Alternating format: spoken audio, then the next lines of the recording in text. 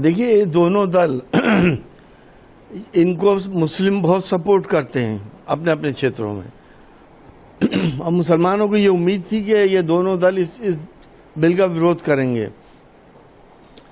मगर बीजेपी वो पार्टी है जो इन छोटी मोटी पार्टियों को खत्म करना चाहती है।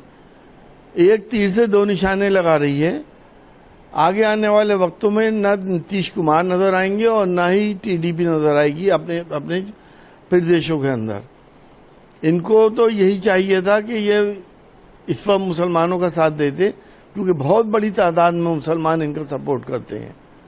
जितनी बड़ी दिलासारी इस वक्त मुसलमानों की हो रही है और बीजेपी कर रही है, इसे न वक्त माफ करेगा और न मुसलमान माफ करेंगे। सांसद जी, बिहार के चुनाव में भी आपको लगता है कि असर पड़ेगा इस पे? यकीनी तौर पर। मैंने कहा ना कि आप देख ही रहे हैं कि जेडीयू में भगदड़ मचना शुरू हो गई। 4 लोगों ने इस्तीफे दे दिए जैसे मैंने सुना है। आगे और लोग भी हटेंगे। और नीतीश कुमार अब वैसे भी उनके हेल्थ इश्यूज हैं, वो इस काबिल नहीं है कि उनको कोई भी जिम्मेदारी का पद दिया जाए। ममता बनर्जी, देखिए हम तो बहुत अरसे से इस बात को कह रहे हैं कि अगर किसी भी देश को कमजोर करना है तो उसके रहने वालों के बीच में दरारें पैदा कर दो, फासले पैदा कर दो। जो भी बिल लेके आई है ये सरकार और जो काम इस वक्त देश के अंदर हो रहा है, उससे हिंदुस्तान की दूसरी बड़ी आबादी मुसलमान परेशान है और एक डिवीजन हिंदू मुसलमानों के बीच में हो रहा है। फासले बढ़ रहे हैं, चाहे वो सीए आया हो, 370 हटी हो, 3 तलाक का बिल आया हो। ये इन लोगों को ना मस्जिद पसंद है, ना मदरसे पसंद है, उस पर बुलडोजर चल रहे हो, ना अजान पसंद है, ना हिजाब पसंद है। तो आज ये इतने बड़े हितैषी कैसे हो गए मुसलमानों के? कल तक तो प्रधानमंत्री जी ये कह रहे थे कि हिंदू बहनों के मंगलसूत्र उतार के मुसलमानों को दे दिए जाएंगे, और ये भी कह रहे थे कि आपका जेवर और आपकी जायदादें भी दे दी जाएंगी। आज इतने बड़े हितैषी हो गए कि वो कह रहे हैं कि ये मुसलमानों के हित में है। जो किसानों के लिए इन्होंने किया था वही आज मुसलमानों के लिए हो रहा है। बिल जब किसानों का लाए थे तब भी यही कहा था कि किसान के हित में है, और जब हटाया जब भी ये कहा ये भी किसानों के हित में है। उधर किरण रिजिजू ने बोला है पोजीशन वाले भी जाएंगे सुप्रीम कोर्ट, और हो सकता है वहां से इंसाफ मिले और ये बिल वहां से रिजेक्ट हो जाए। अब संवैधानिक बिल तो है ही है,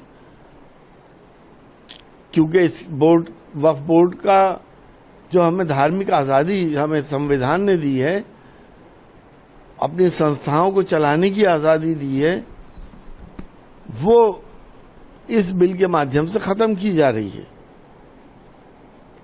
यहां पे कोई भी दूसरे धर्म के ट्रस्ट के अंदर या बोर्ड के अंदर किसी दूसरे धर्म का इन्वॉल्वमेंट नहीं है। क्या राम मंदिर ट्रस्ट में कोई मुसलमान है या कोई सिख है? बड़े बड़े मंदिरों के ट्रस्ट हैं, क्या कोई मुसलमान या और गैर हिंदू मजहब का मानने वाला है? वक्फ बोर्ड के अंदर आपने एंट्री दे दी हिंदुओं को भी, और जो आपने 3 सांसद और 2 विधायक कंपलसरी बताए हैं, उनके लिए भी आपने ये नहीं लिखा। पहले तो ये था कि मुसलमान होंगे, अब वो सांसद और विधायक भी दूसरे मजहब के मानने वाले हो सकते हैं। तो एक मुसलमान तो एक तरह से इनका एक्सपेरिमेंटल लेबोरेटरी है हिंदुस्तान को कमजोर करने की, हिंदुस्तान को बर्बाद करने की साजिशें हैं। और एक न एक दिन ये जरूर पता चलेगा, चाहे हम इस दुनिया में हो या ना हो, कि कौन कौन लोग बाहरी ताकतों से मिले हुए थे जो हिंदुस्तान को कमजोर कर रहे थे। उधर तो क्या आप आए करके देंगे?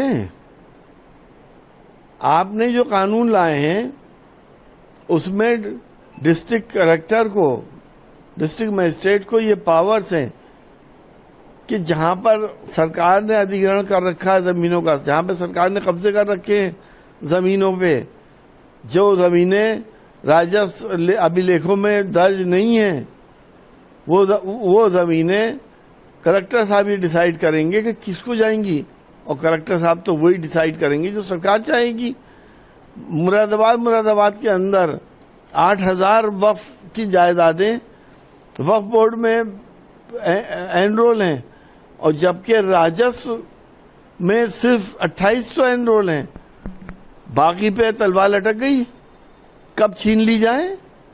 और सरकार जब इसे ले लेगी तो सरकार तो नीलामी करेगी, बेचेगी, क्योंकि ये सरकार तो बेचने वाली सरकार है। और इन्होंने हर चीज बेची, इन्होंने रेलवे की जमीनें बेच डाली, इन्होंने और ट्रस्टों की जमीनें बेच डाली। अब हिंदू भाई खुश ना हो, कल को नंबर मंदिरों की जमीनों पे भी आने वाला है, वो भी इनके करीबी मित्रों को दे दी जाएंगी। सांसद जी, किरण रिजिजू ये भी बोल रहे हैं कि 2014 में आम चुनावों से पहले आदर्श। देखिए, वक्फ हजारों साल से चले आ रहे हैं। मुगल पीरियड में वक्फ हुए, जब 500 साल पहले 200 साल पहले जो वक्फ हुए थे उसके कागजात तो है नहीं। सरकार ने ताजमहल को, लाल किले को, कुतुब मीनार को अपने कब्जे में कर लिया, ये भी तो वक्फ प्रॉपर्टीज हैं। अगर आप इतने हितैषी होते तो इसकी आमदनी मुसलमानों के वेलफेयर पे क्यों नहीं लगाई अभी तक? आप बता दिए, अगर एक पैसा भी मुसलमानों के वेलफेयर पे लगाया हो। तो ये क्या कह रहे हैं और क्या करेंगे, इनका कोई भरोसा नहीं है। मुख्यमंत्री कह रहे हैं कि कुछ लोग नहीं चाहते कि प्रयागराज जैसी पौराणिक जगहों को पहचान मिले, क्योंकि उनके वोट बैंक महत्वपूर्ण है। वक्फ के नाम पर उन्होंने प्रयागराज, अन्य शहरों की जमीनों पर कब्जा करने की कोशिश की है। जब कुंभ का आयोजन हो रहा था तो वक्फ बोर्ड मनमानी ढंग से बयान दे रहा था। प्रयागराज में कुंभ की जमीन भी वक्फ की जमीन है। क्या है, वक्फ बोर्ड है या भूमाफिया बोर्ड है? हमने उत्तर प्रदेश से माफियाओं को खत्म कर दिया। हम प्रधानमंत्री नरेंद्र मोदी और अमित शाह के आवाज में जो उन्होंने पारित किया। ये कैसे साबित होगा कि वक्फ बोर्ड की जमीन नहीं है? सबूत है किसी के पास? अगर वक्फ बोर्ड उसको अपनी संपत्ति बताता है तो उनसे सबूत मांगे जाएं।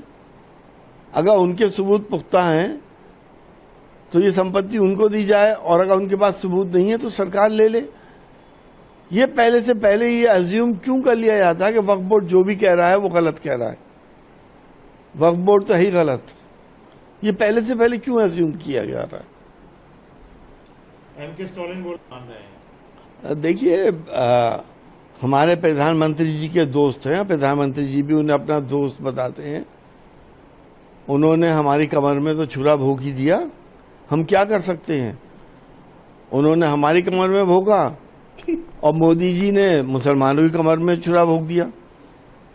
सब मजबूर लोग हैं। मोदी जी ट्रम्प के आगे मजबूर हैं, मुसलमान बीजेपी के आगे मजबूर हैं।